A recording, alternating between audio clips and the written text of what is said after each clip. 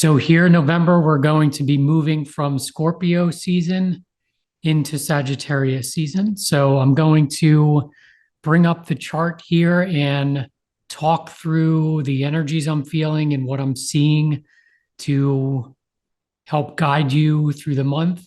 I still see a very, especially in the beginning of November, there's still this certainly Scorpio flavoring to it, but the energy read that I published for the lunar eclipse in Taurus, that energy still, I see that all stamped all over the chart here for the beginning part of the month. So it's like energetically, it's still heavy is the word that comes to me, but I feel it's like clearing is another word that comes to me, like clearing type energy. And so intensity is part of this energy, especially this eclipse season here in October. I mean, I've certainly been feeling it. People that I've spoken to have said the same thing. There's this intense feeling like things bubbling to the surface, kind of, and that's going to continue here in November. So let me pull up the chart and we'll walk through what I'm seeing. So for any of you that are interested in the exact dates in terms of when the planets or luminary or sun or planets are going to change signs, I will have that listed in the description below. I'm not going to talk about it in detail here, other than to give you the highlights, which the highlights for this month is Saturn on November 4th will be going direct. So Saturn had gone retrograde back in the third week of June. So it's been in retrograde motion all the way up until November 4th. Now it'll go direct. And then it's going to retrace the steps that it lost while it was retrograde all the way through until the second week of February of next year.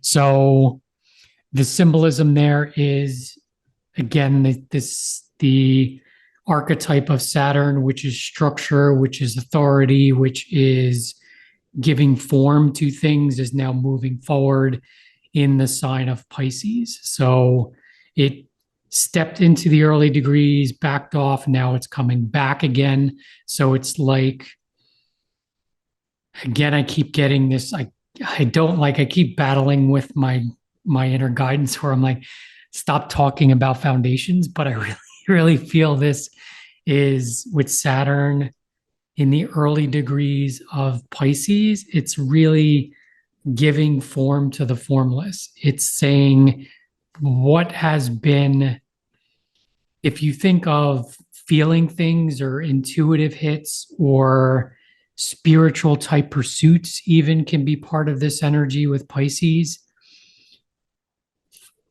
Maybe there was a feeling of something that's changing or happening or things that you need to do, but there haven't, like, it's not easy to grasp. It's hard to grasp. It's not quite there.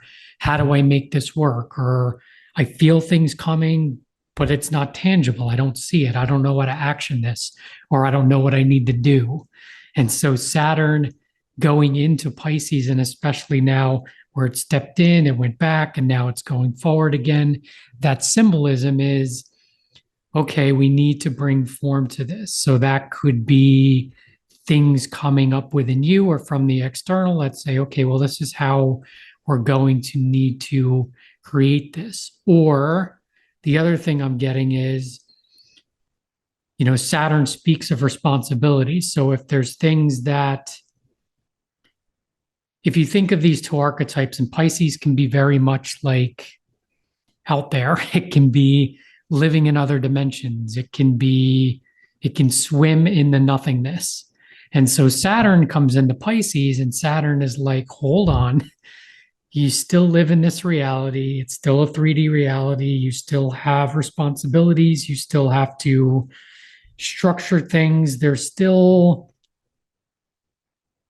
rules to play by. There's still ways that we need to tangibly create form to the formless. And so that's the symbolism here with Saturn going into Pisces. And so that's not exclusive to November.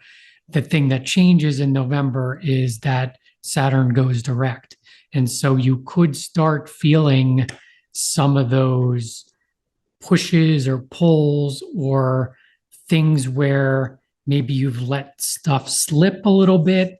Now, Saturn moving forward, is the symbolism there is it's time to do the work. It's time to bring things into form.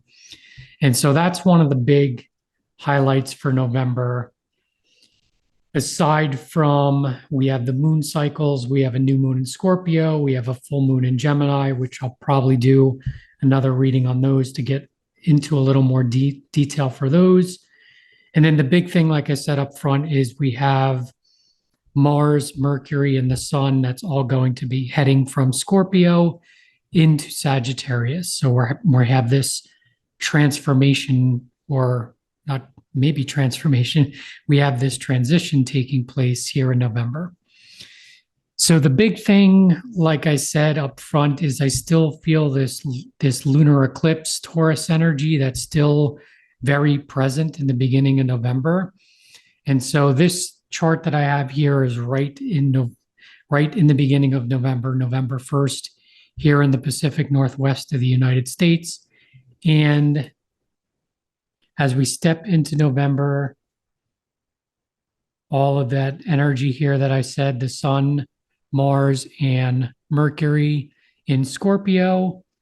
And it is going to be, especially for the first couple weeks of November, opposing that energy over in Taurus. So we have Jupiter and Uranus retrograde in the sign of Taurus.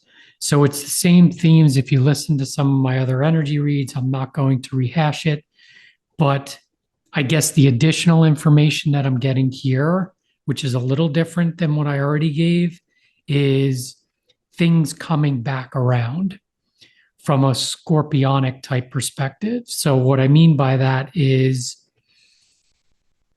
deeply merged energy. So think of commitments, think of things that you have committed to in the past that maybe weren't quite wrapped up, or you weren't quite sure or quite aware of how to orient yourself, or simply things just need to get wrapped up. Like I think of like a business agreement or a contract that you signed, or could be a divorce, those type of things. If there's things that are still lingering from any of those agreements, that stuff, I can feel that bubbling up here in November. If you think of that lunar eclipse in Taurus, it's related to your self and your values and your finances and things that you value within yourself. And really, the energy is helping you to gain more of yourself. And this energy, I feel, is like, well, if you need to wrap some things up, it needs to be done. Like the wheels are going to be put in motion at this period of time, especially with Saturn on the 4th going direct in Pisces, as an addition to this energy that I'm already seeing. So Venus is the ruler of Taurus. So Venus is over here still in Virgo, but it's going to wind up through the month heading into Libra. Actually, on the 8th of November, it's going to head into Libra. And so what am I feeling here? Feeling like I shouldn't go there yet. I feel like more the Jupiter energy and the Uranus energy is more prominent here, at least in the beginning of the month, meaning Jupiter is always, especially in retrograde from an EA or evolutionary astrology perspective, is leading with your intuition, but it's also removing yourself from any belief structures that you've held on to that no longer serve you. So that's more so what I'm getting here with this energy, with all of this Scorpio energy opposing Jupiter and Uranus, the Jupiter function here is releasing any beliefs that you've had. So maybe you've had beliefs in terms of how things have been going or the way things went down in terms of some of those scorpionic type events or things you've been involved in that have been deep, that have gone underneath the surface. Maybe there's some changes that are going to happen here in the beginning of November in terms of, well, I've thought about it in this way. Things may come to you, whether that's externally or just you get a download of information. Things come to you where you're like, maybe I was thinking about that wrong. And so now I need to readjust. Type of an energy is what I'm getting there. And then as Uranus plays into this, Uranus at 21 degrees, Uranus is still retrograde. Uranus is all about individuation. How can I separate myself from anything that I'm attached to that is maybe something that what I'm getting is that I believed I should be part of, but really doesn't align with who I really am. That's part of that Uranus retrograde energy. And the other thing with retrograde is just revisiting, rehashing. So Uranus retrograde can be reliving things that were deeply traumatic, whether in this life or past lives, can be a representative of Uranus retrograde. So thinking of the symbolism of Scorpio opposing this energy in Taurus, anything could be trauma. I'm getting some of that. It could be all of those things I've already mentioned. But this access here with Scorpio and Taurus, think of it from like a higher vibrational perspective. Scorpio is very spiritual too. It's very soul aligned. It's very being able to be connected to the energetic fabric of our existence. And so all of these things like that could be Saturnian, that could feel restrictive or hard or limiting or needing to add structure where maybe I don't really like structure. These things that are coming into our awareness at this point in time are really fine tuning is what I'm getting, or making things more aligned with your own soul's expression, which certainly is a representation of this Scorpio Taurus axis. It's like, who am I at the deepest of levels? And so that's some of the energy or the bulk of the energy that I'm seeing here in the beginning of November. And so let me rock this forward a bit. So into the second week, you'll see I'm at November 8th now. You'll see the second week, you have 15, 18, and 27 degrees there for the Sun, Mars, and Mercury. And you have 21 degrees for Uranus. You have 9 degrees for Jupiter. So this energy is starting to come more in opposition with Uranus. So more of those Uranus themes that I spoke about here in the second week of November. Then if we go to November 15th, the week of the 15th, we have Mercury now leads the charge and transitions from Scorpio into Sagittarius. So the other layering that I'll add here that I'm seeing for the second week of November with all of this Sagittarius energy, but specifically with Uranus going into Sagittarius, is it's going to be really tough to see on my screen here, but Mercury is going to be going out of bounds. So what this means is that, don't quote me on this, I will put it in the bottom. I believe it's beyond 23 degrees, 7 minutes of declination. Mercury goes beyond 23 degrees. And what that means is in, if you see this dashed line here, and below it, all the way through here. Let me move my little band here. All the way to this bottom line. This space in here is the area where the sun travels in relation to the earth.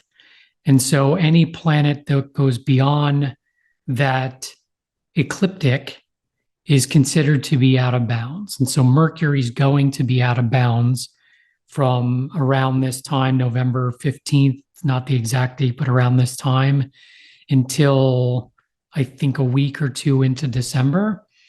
So what that means is Mercury is just that, it's out of bounds. So out of convention. And if you think of all the Mercury themes, Mercury is all about communications. It's all about the logical mind. It's all about learning. And so what I was getting here as I was looking at this and looking at the symbolism of Mercury going out of bounds is things coming out of your mouth that you're like, whoa, I can't believe I just said that. And so that's not the only interpretation of Mercury out of bounds, but that's what came to me here for this second week of November is articulating things or saying things that they would come out of your mouth and you would be like, wow, I didn't expect, or I didn't plan, or I didn't think that I would ever say that. And so that's what I was getting here with this Mercury going out of bounds here in Sagittarius. And Sagittarius is ruled by Jupiter, which is in Taurus, which is, now we'll pull Venus into this, which Taurus is ruled by Venus. Venus heads off into Libra during this month. So we have those out of bounds communications in relationships, potentially. That's the symbolism that I saw here.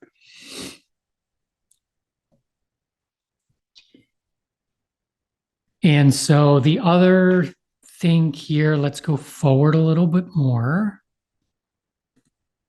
Go to the week of November 22nd. And now we're finishing up the final degrees here in Scorpio on the 22nd.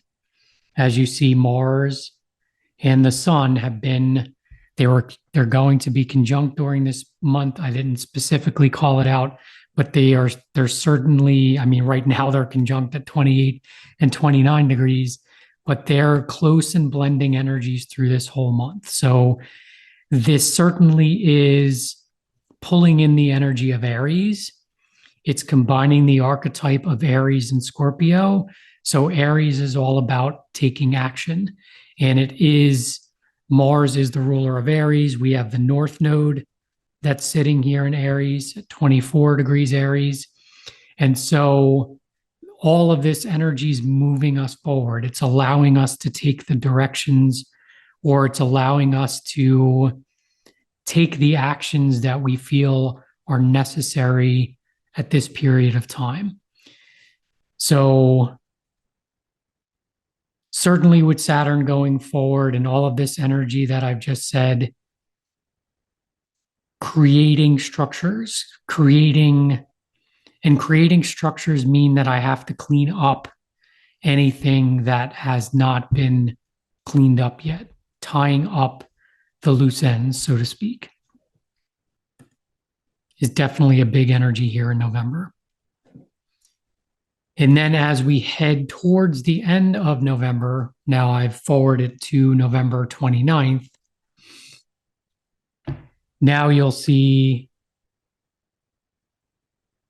this energy here of Mars, the Sun, and Mercury are all in Sagittarius. So now we transition, I really see it towards the end of November, transitioning into this Sagittarius energy, which is, yes, it's expansion, but I'm getting more, again, it's still working on yourself because the ruler is Jupiter in Taurus. And that ruler, again, I'm going to come back here, to Venus in Libra, which is now butting up against the South Node. So we still have these nodes, which we're going to have these nodes all the way through till next year. So it's playing off of these nodal axes of the moon. And it's saying in relationships, how can I gain more of myself? How can I gain wisdom? What actions do I need to take? How can I become more aligned with my knowing self? How can I orient myself appropriately? And so maybe in the beginning of November, there's some tying up, there's some clearing up, there's some adjustments that need to be made as part of this energy here, which leads into the end of November, which is saying, how do I expand this space? How do I gain more of myself? How do I honor this Saturn moving into Pisces, which says, how do I create a workable structure here? And for some, it may not be easy. Saturn often is going to push the buttons, or it's going to make you do things that are potentially uncomfortable, especially with Pluto now direct in Capricorn, which is ruled by Saturn. And Pluto's going to be wrapping up the last degrees of Capricorn here now until the end of the year. It's deeply transformative energies that we're going through here through the end of the year. So all of this tension that is built up, all of this potential anxiety, or this not quite knowing where to go, there's going to be some shit going down this month potentially in terms of really refining and getting things moving and making things, creating a structure for moving forward into next year. And that's a continual theme that I keep getting through all of these energy reads, but it's really what's going on right now is where it's almost like I see a diamond. It's like a diamond in the rough, and getting polished and getting stretched and getting formed and getting molded into a structure that is supportive of you and supports your own unique expression, which goes back to this North Node and South Node in Aries and Libra. How do I take the direction, and how do I move my energy in a way that's most in alignment with who I am? And so that's what I have here. Let me look at my notes real quick.